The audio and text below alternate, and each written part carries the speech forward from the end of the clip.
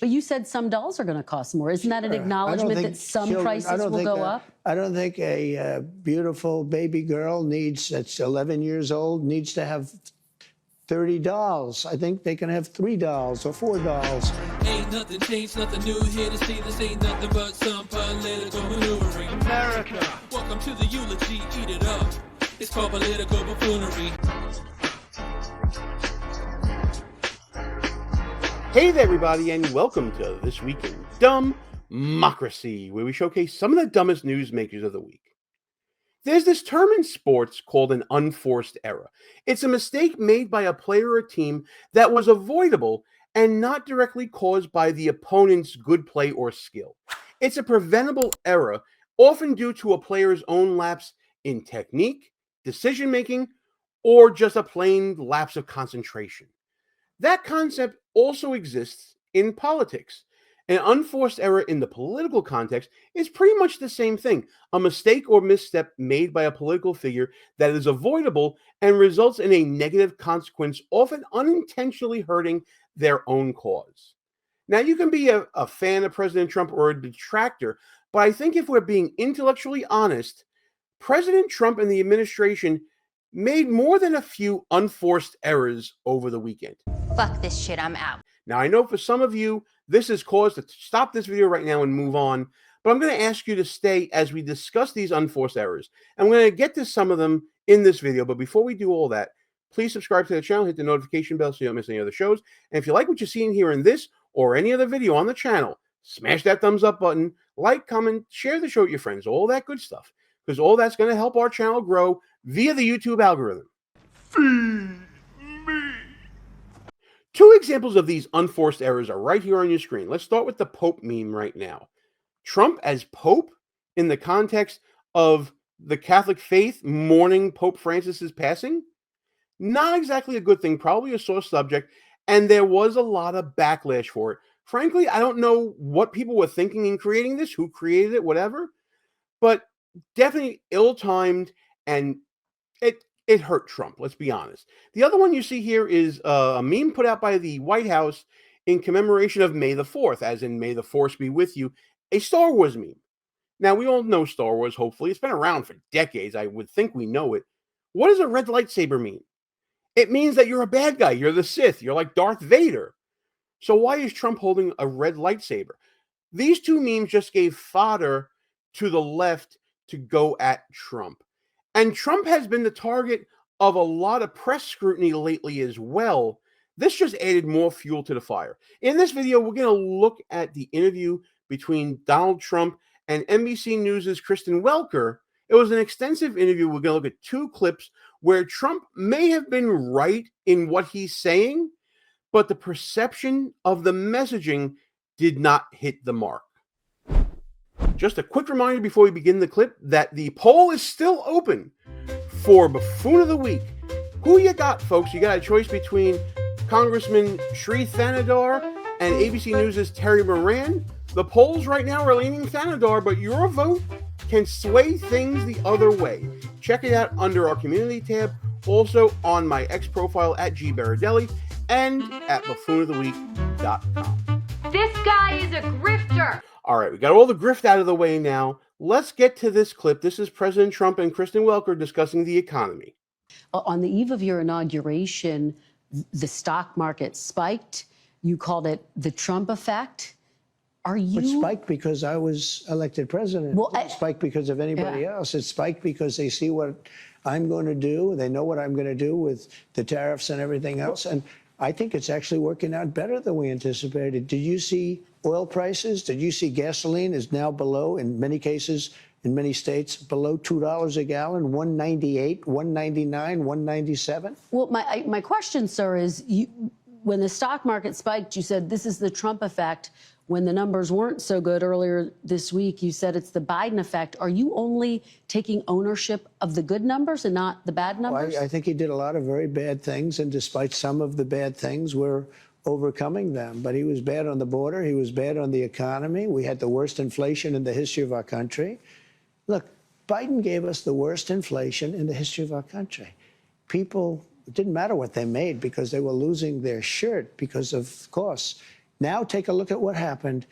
Oil is down, gasoline is down, groceries are down, eggs. You were the one that asked me. You asked me about eggs. It was the first week. I didn't even know anything about what were you talking about.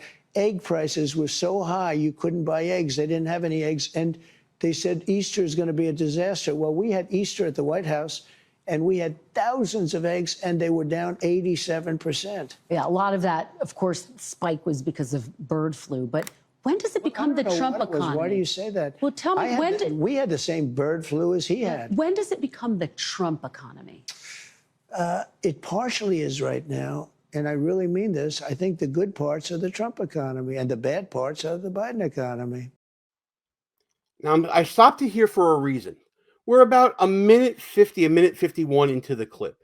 And up until that last sentence, Donald Trump was killing it.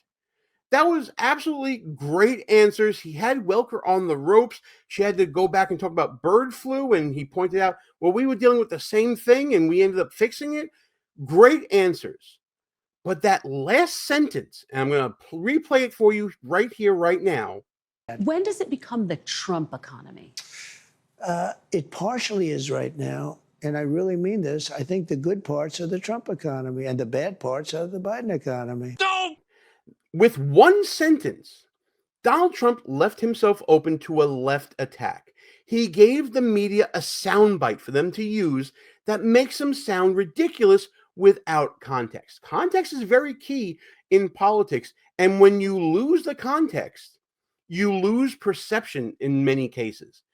If someone were to take that last sentence, just clip that and put it on X, people are going to think that Donald Trump is being disingenuous and stupid.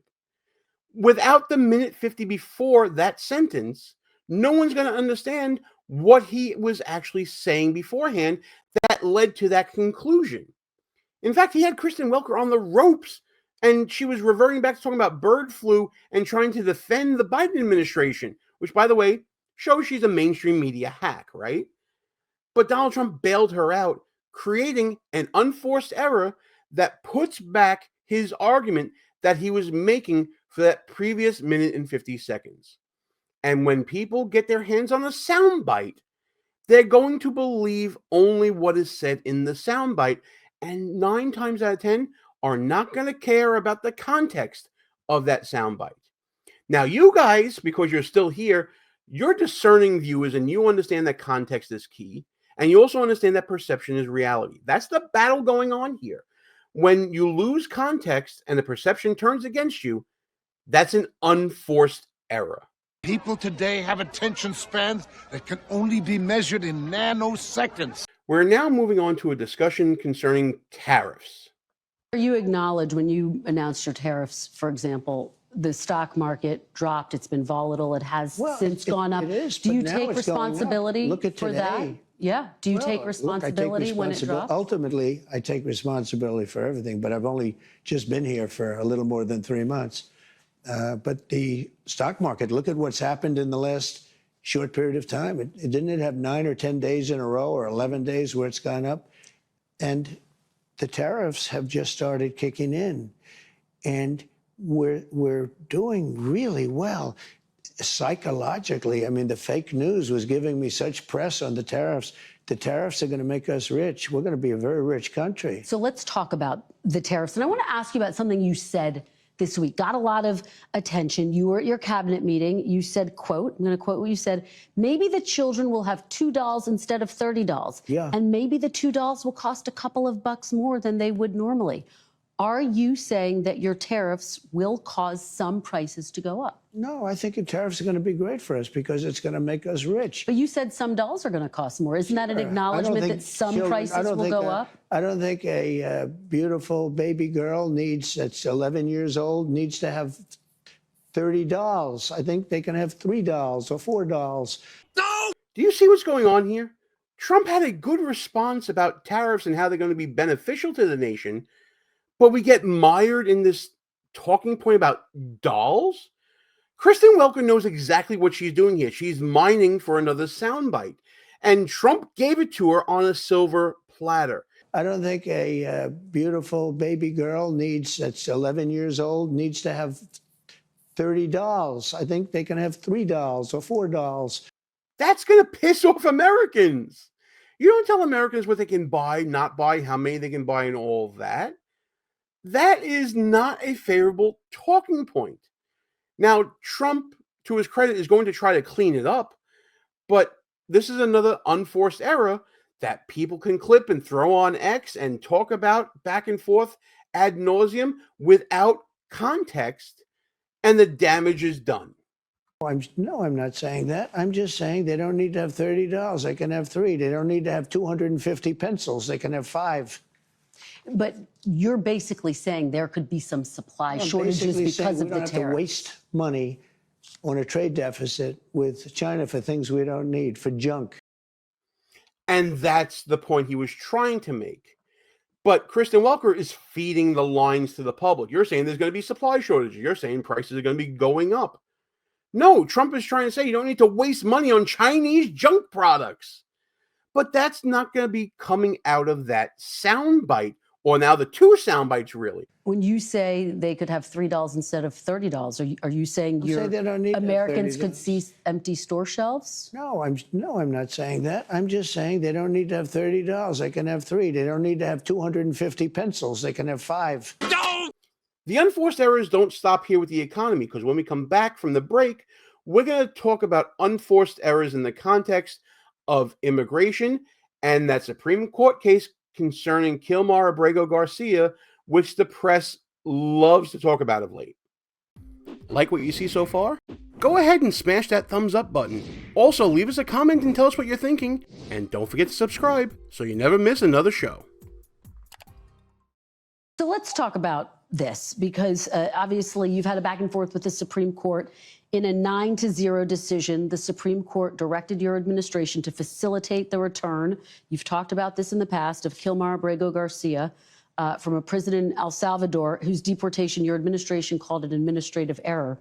You said in a recent interview you could bring him back, but you won't. Are you defying the Supreme Court, sir? No, I'm relying on the Attorney General of the United States, Pam Bondi, who's very capable, doing a great job, because I'm not involved in the legality or the illegality. I have lawyers to do that, and that's why I have a great DOJ. We have a great one. We had a very corrupt one before. Now we have a great one. And they're not viewing the decision the way you said it. They don't view it that way at all. They think it's a totally different decision. Well, you say you have the power to bring him back, though. Your attorney general says, quote, that's up to El Salvador. Just to put a fine point on this, do you have the power to bring Abrigo Garcia back as the Supreme Court? Well, I have the power to ask for him to come back if I'm instructed by the attorney general that it's legal to do so. But the decision as to whether or not he should come back will be the head of El Salvador. He's a very capable man. And that's what we've been saying on this channel the whole time, that the Supreme Court doesn't have jurisdiction over El Salvador to compel his return to the country to have so-called due process, only for him, in my opinion, to be likely deported once again.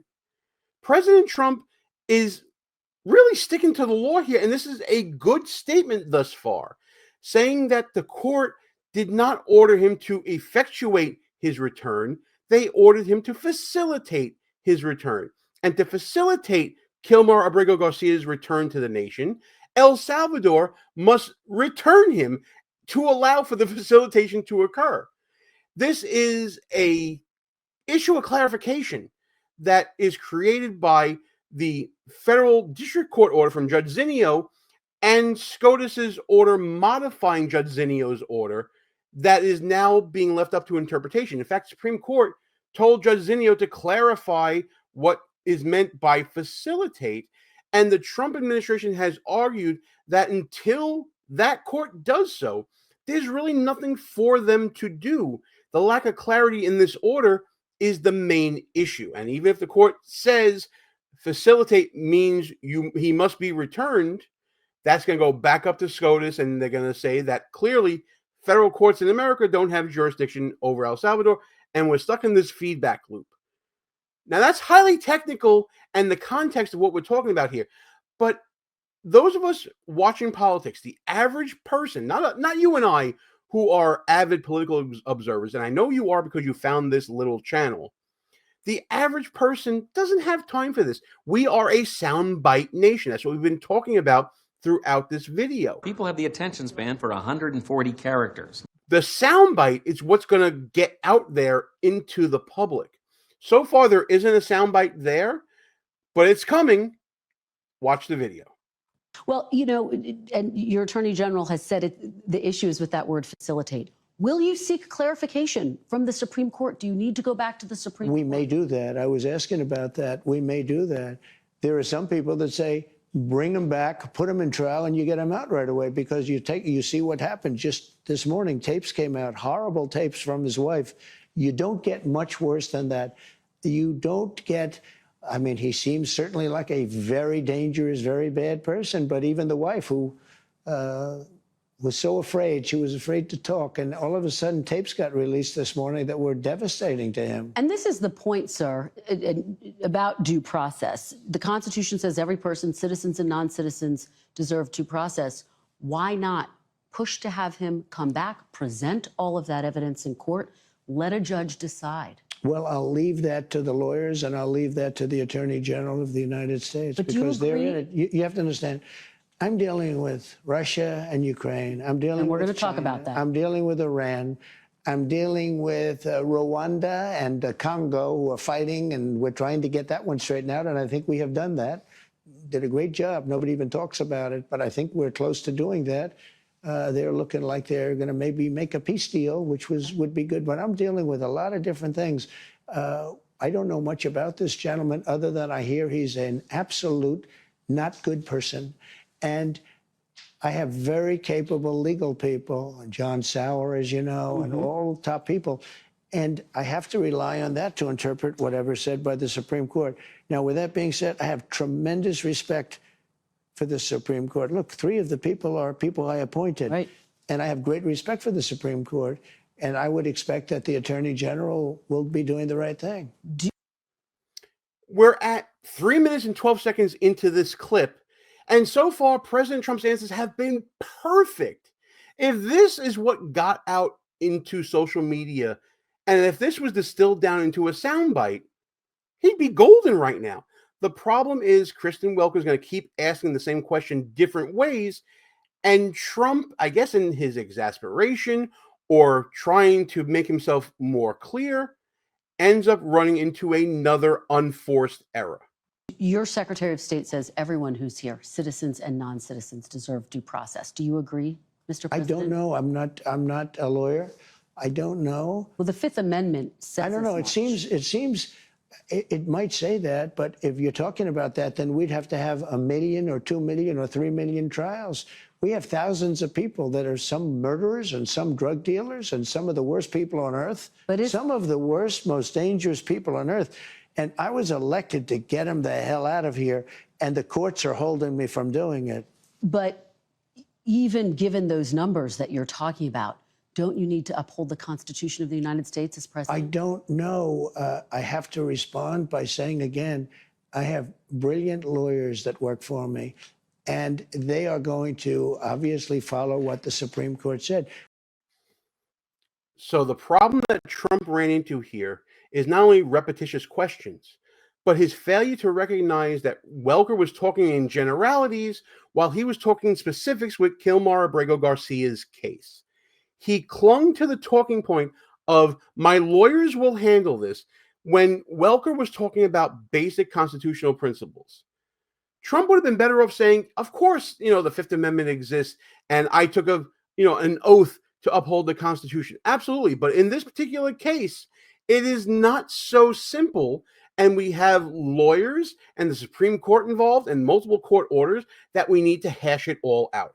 Instead, Trump ended up saying, but even given those numbers that you're talking about, don't you need to uphold the Constitution of the United States as president? I don't know. I have to respond by saying again, I have brilliant lawyers that work for me, and they are going to obviously follow what the Supreme Court said. It's another unforced error that Trump was kind of worn down into by Welker. Now, let me be clear. I'm not saying that any of Donald Trump's unforced errors here were caused by Kristen Welker's skill or play here.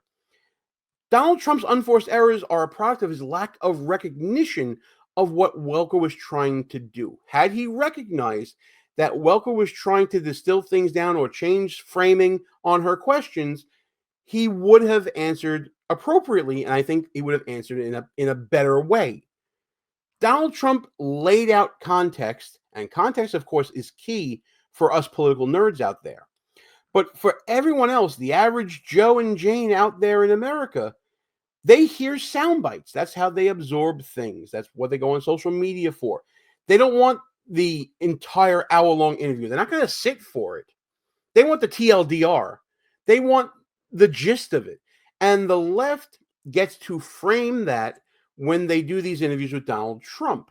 Donald Trump gave statements to Kristen Welker that can be framed nicely to their own narrative. That being, Trump is the big bad orange man who wants to be a dictator. He doesn't respect the Constitution. He doesn't respect the rule of law. He doesn't respect the Supreme Court. All that stuff that you're seeing now out there in social media. Donald Trump, I think, needs to stop giving these interviews to people on the left because their framing of his answers is not within the context of his agenda and what he's trying to say.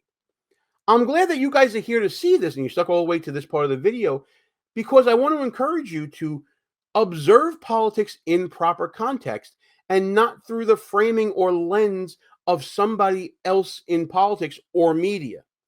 Donald Trump is better off going directly to you through social media, through Truth Social, through X, through whatever videos he makes. But do us all a favor. Stay away from the memes over here. You know, this stuff, that's totally unnecessary. But hey, listen, that's just my opinion on this whole situation. I want to know what you guys think. Did Trump make several unforced errors this weekend? Am I being overly critical of Donald Trump?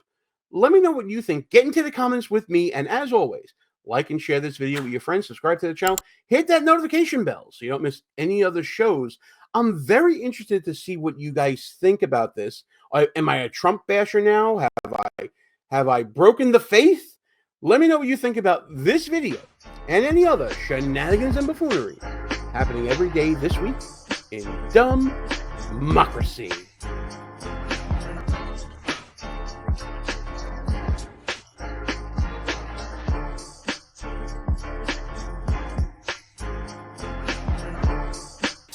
All views and opinions expressed here are not necessarily of the mainstream media and may offend some listeners.